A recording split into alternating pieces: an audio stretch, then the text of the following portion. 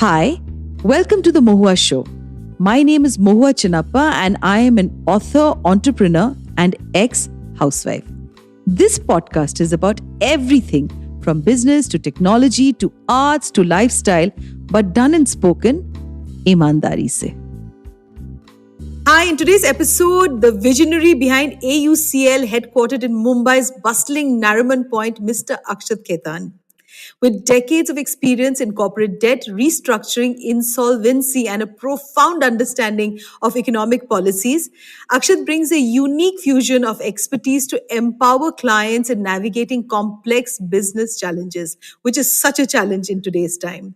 Today, we aim to gain insight from Akshat's vast knowledge and innovative approach in the corporate world. So, Akshat, welcome to today's episode. And मेरे ख्याल से आपके जो आज का episode हमारा है, बहुत सारे लोग एंटरप्रेन्योरशिप तो इतनी बड़ी इंडस्ट्री बन गई है और मैं तो बैंगलोर से हूँ जहाँ पे everybody is an entrepreneur, including me. So I think this is going to be a very, very insightful and a very interesting conversation. So the first question is that you've had a remarkable journey, in the corporate and legal advisory field, culminating in the founding of AUCL. Could you just share with our listeners, the inspiration, the vision that led to the establishment of this one-stop solution for corporate strategies, mergers and acquisitions, financial advisory, and all the other things that I may not have been able to cover? Hi, Mohua. First of all, thank you for hosting me. And I thank all your viewers for hearing me today. On my journey, let me tell you where I have landed up today is by an accident. I actually happened to visit certain financial institutions, meet certain close peoples who have faced banking issues, legal issues, and somewhere I felt that they all have their own solutions, but there is no one to carve out and to handhold them in these dire situations, because of which it becomes a snowballing problem and they continuously get trapped into this problem.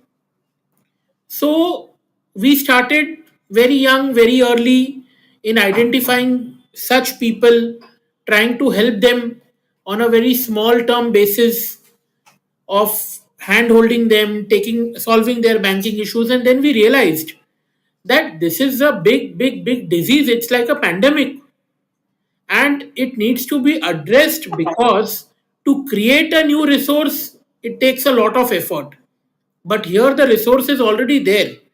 We only need to rebirth it with the existing facilities, with the existing environment, with the existing ergonomics, and with the existing people. So that is how this idea culminated, and slow and steady wins the race. You and I both know. So finally, we landed up establishing AUCL, and we are advising corporates, individuals, HNIs across the globe today in all their legal, banking, growth oriented mergers, acquisitions, amalgamations, all what you call under the financial sphere. Does AUCL see itself with all the other banks actually and the other management companies who also offer these services? Why would a person get in touch with AUCL that would be different from going into an organization that is probably with a bank that deals with that? It'll be lovely for our listeners because many people have businesses where they hesitate to go into these very large organizations. So what is it that they need to do if they want to get in touch with you? So, Mawa, the reason why AUCL is important because it acts as a catalyst to facilitate the equation between a financial institution and between a person who is in financial need, between a person who is a litigant and taking him to the doors of judiciary where justice is imparted, making their problems simple by making them understand, breaking it from complexities, and giving a real based, you can say, very curt solution.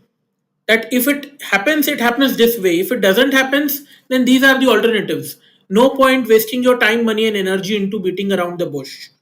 So, for every financial organization, there are certain procedures, there are certain compliances, For an individual person who is in need of financial assistance, be it on the credit side or on the recovery side, or be it on the litigation side, he is at the receiving end.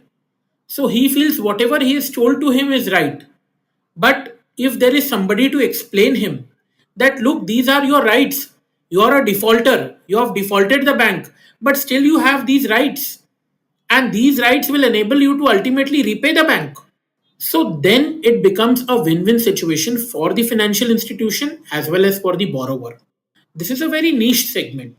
I think this is important thing that you said, Akshat, because a lot of people don't know how to deal with this sort of a problem. So, Correct. this is, I need you to repeat this line once again for our listeners that if they are caught in a situation, they need to get in touch with AUCL for, getting this sort of advice where they can look into all the areas where they can get into a win-win situation and not get extremely intimidated with a default of Of payment. course, because our former RBI governor said that Raghuram Rajan, that the intent is important.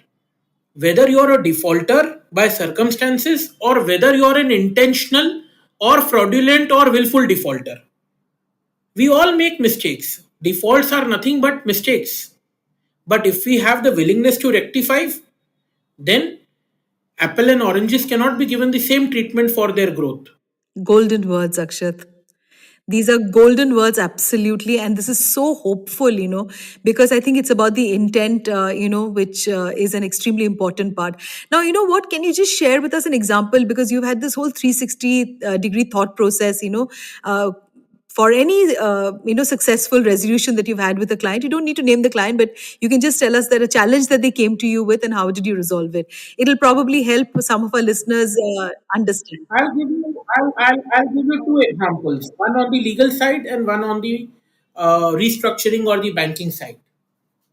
We had this client of ours who is 96-year-old, having the next generation, also has all the directors in his company, banking with a bank for more than 3 decades, and being a successful borrower. As a victim of circumstances, he defaulted. After defaulting, he was ready to pay money, but time and COVID situation were acting against him. So the bank came to his doorsteps to take the possession of his property.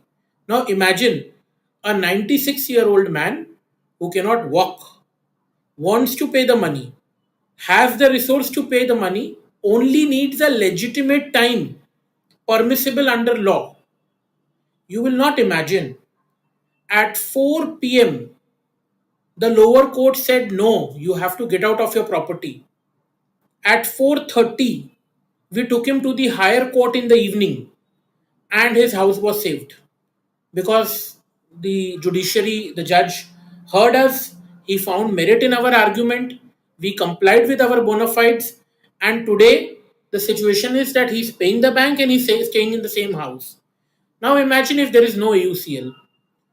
Who will take you to 30 minutes to a higher court, file your application, get it numbered, get it listed, request the judge, present your case in a manner in which it has to be presented? So that is where our role becomes important and predominant. On the banking side also, there is a company which had around 15 lenders. Almost everybody, every public finance institute was a lender. Now, the bank was continuously doing litigation after litigation after litigation on the borrowers. The borrowers came to us that, look, if the bank does this, we will be unable to pay.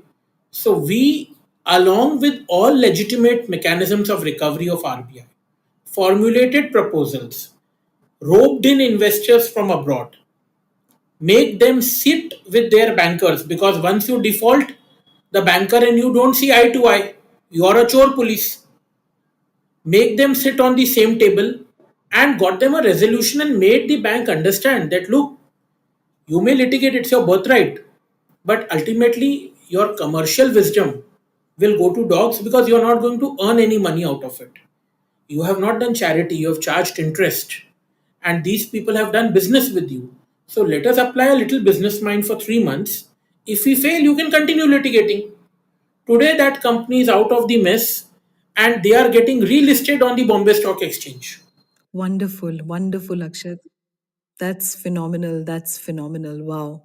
So, in this entire diverse and dynamic economy like India, you've highlighted the importance of inclusive economic policies. And, this statement actually goes, so deeply into the entire um, growth and value creation for enterprises in society. Can you just explain a little bit about this whole area? See, ours is a developing economy. We are growing at the fastest pace in the world. Now, here, in the times when we talk of single window delivery mechanisms, Make in India, Swachh Bharat, Digital India, Stand Up India, we have everything on the table. We have a lavish buffet with all the possible cuisines of the world available for our citizens. But what we need is economic integration. The gap that exists between the production and consumption function needs to be narrowed. Fiscal discipline is important, but fiscal disparity also needs to be addressed. And in our economic environment, I know I'm talking a little more of as an economist now, but we need to see how we can improvise per capita income of our citizens. The last union budget, we had a lot of bold measures by the government. The coming one will be an interim budget because we are into an election year. But with the vision of this government, I am very confident that we will continue this momentum and more economic parity, more fiscal equilibrium will be seen in our economy, and this disparity which exists due to non-integration of services will have been addressed. Now, when I say that, it means like, for example, you need to apply for an Aadhaar card. For applying for an Aadhaar card, you need to follow a certain procedure. You need to apply for a PAN card. There is a certain procedure. You need to apply for your passport. There is a certain procedure. You need to open a bank account. There is a certain procedure. But there is no uniformity.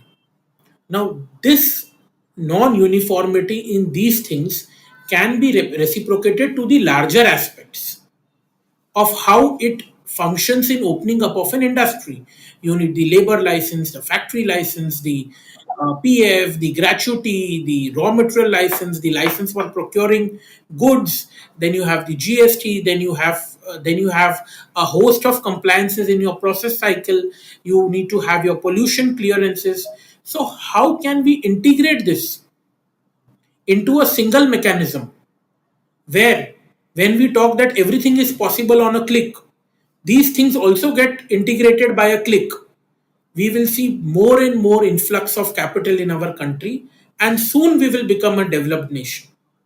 So, you're in AUCL, you also help a client achieve their, complex regulatory issues, So, can you just share a little bit about how is it that a client will benefit and what do you mean by complex regulatory landscape, which we are all frightened of, before we start a business? The regulations itne hain, itna kuch red tape जो कहते हैं उसके through से जाना है. So, Akshat, what is it that you will, share with our listeners? So, firstly, let me tell you over the years, the crony capitalism, policy paralysis, and red tapeism have reduced a lot, but it still exists.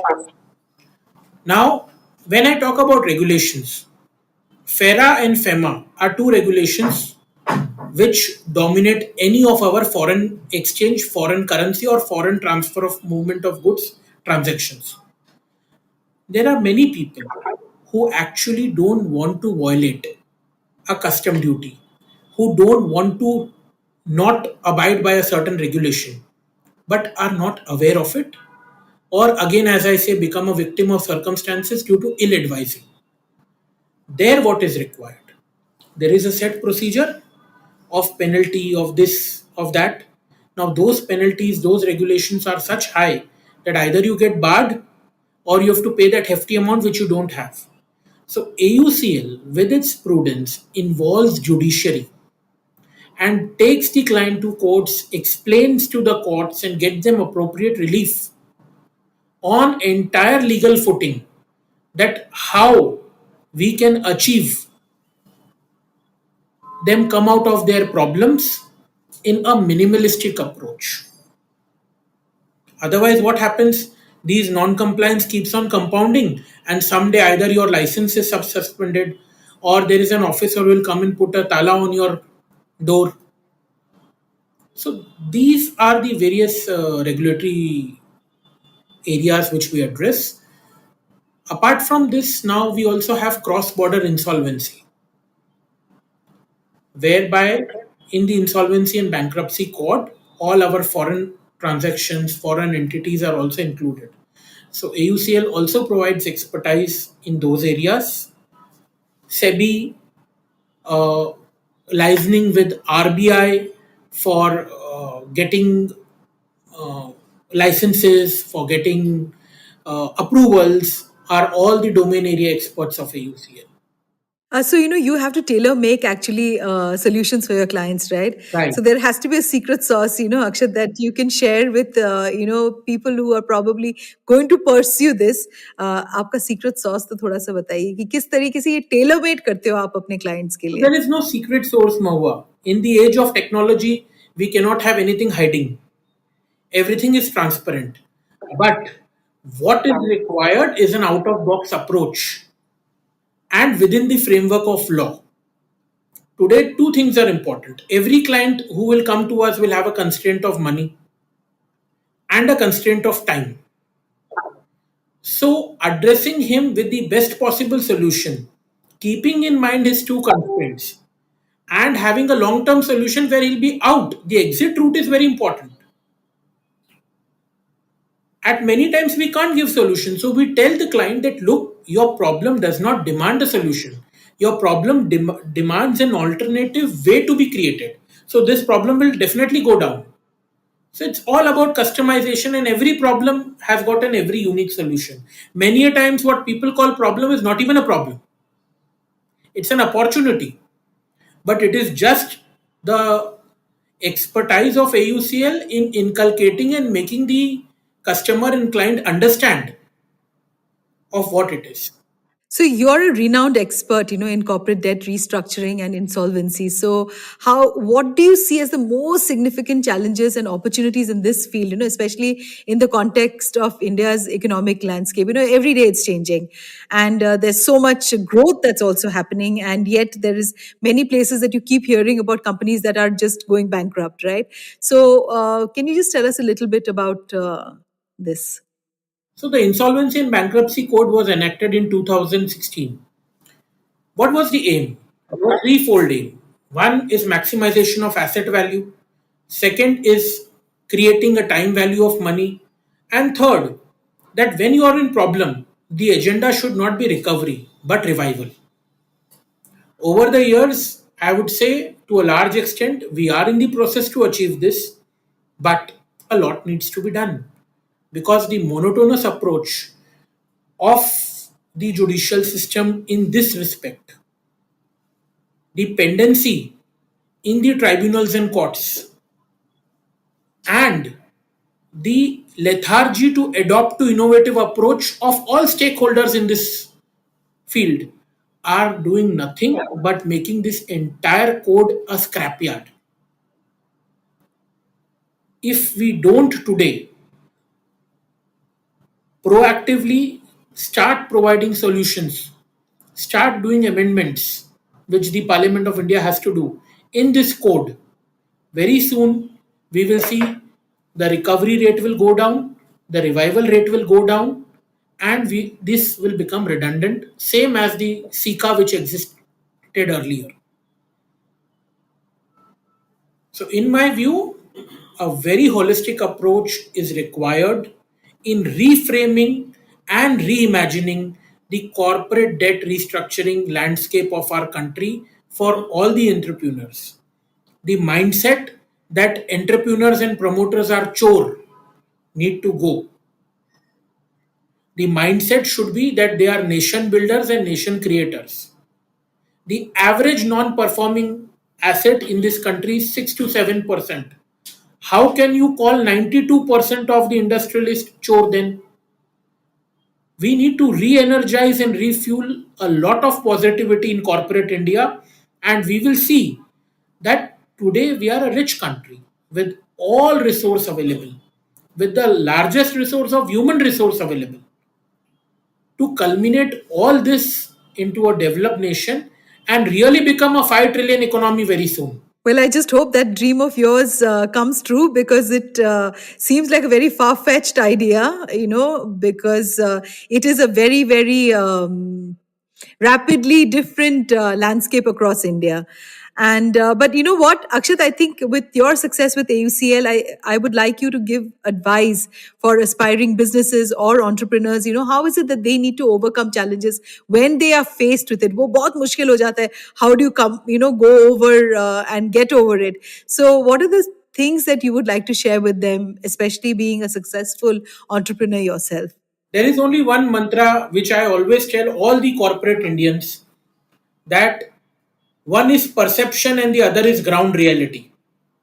The day the promoters and corporate citizens of this country realize that your perception may be very high, but if the ground reality does not permit or has a limitation, we should see how we bridge that gap. And success is only the gap between that perception and the ground reality. Be it any field, be it any sphere, be it any situation. You've had extensive experience, in this entire field of your work. So, what would be that one valuable lesson that you'd like to share, or a very very rewarding project जहाँ पे आपको लगा कि अक्षत, that this has been like a life learner? Like when I look back at my own career, when I had to go through the ousting of a CEO of a very large company, I was extremely torn at that time because एक level पे morally मुझे लग रहा था that I know this person so well. How do I go out there and do this? But then I overcame a whole lot of self limitations because the person had done some wrong, and so that's a lesson that only it's taken me years to realize that how is it that you need to cut your emotions away from what needs to be done, and that's a very difficult path to overcome. So but I'm sure you must have also had an experience that has stayed back with you when you started your work. Why don't you share that with our listeners? So, two things. On a very macro level, I always say that a person should have trust and belief in himself. If you have undoubted trust and undoubted belief in your own self, in what you're doing, it will generate conviction and it will lead to a positive transformation. Of course, the intent has to be good. Now, coming to how I have been what I have been, and you're praising me a lot, but I'm a very simple and I have a long way to go in life and I have to achieve a lot. But one thing that has always helped me is being outspoken, being honest, and to do whatever I do with dedication. These are very simplistic things that I am saying. But let me tell you, these are the most difficult to implement also for a normal human being. And if he just follows these basic principles, then the world is ours. Every Indian has got the highest possible elasticity of success. It is only how you enlarge it and how you view it. Wonderful. You're absolutely, I mean, the work that you're doing is amazing. So I'm not praising you just for nuts. It's because I, went through all the work that you've been doing. And that's the reason you're also on the Mohua show because, people like you who may not be very highly read, heard, and seen. And that's why you need to be on our show for all the emerging entrepreneurs to know that we have a company like AUCL where they can get in touch whenever they're faced with situations like this. So, the last question that I need to ask you, Akshat, is that what are your aspirations and goals for AUCL, and how do you, envision the firm's contribution in the corporate world, in the coming years? So, tell us a little bit about that. So, my aspiration and my vision for AUCL is to be the topmost pioneer, nothing less of that, and in the least possible time in the field that we operate, imparting the best possible wisdom, legal services, and corporate advisory services to all our clients. Secondly, by doing this, we are indirectly nation building. So, our patriotic dream follows our professional dream. and that is what we are all about. Thank you so much, Akshat. And last, who has been the inspiration behind Akshat Khetan? So the sole inspiration behind Akshat Khetan has been his grandfather, late Om Prakash Khetan. He is no more with us today, but he's my sole inspiration.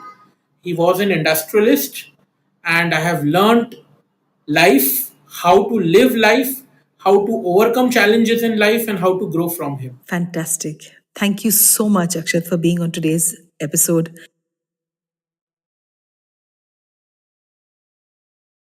I am so impressed with the work that you do. For me, with this conversation, I know that if I were to, because I often get very overwhelmed that what to do, when you have a situation like this. So we know where to go and to get the right advice to take things forward. Thank you so much. Thank you so much. Nice talking to you. Thank you. Thank you. To you, our dearest listeners, you can find us on your favorite streaming services, Spotify, Amazon Music, Apple Podcast, and of course on all other major streaming services. With loads of love, we are The Mohua Show, where we talk imandari se.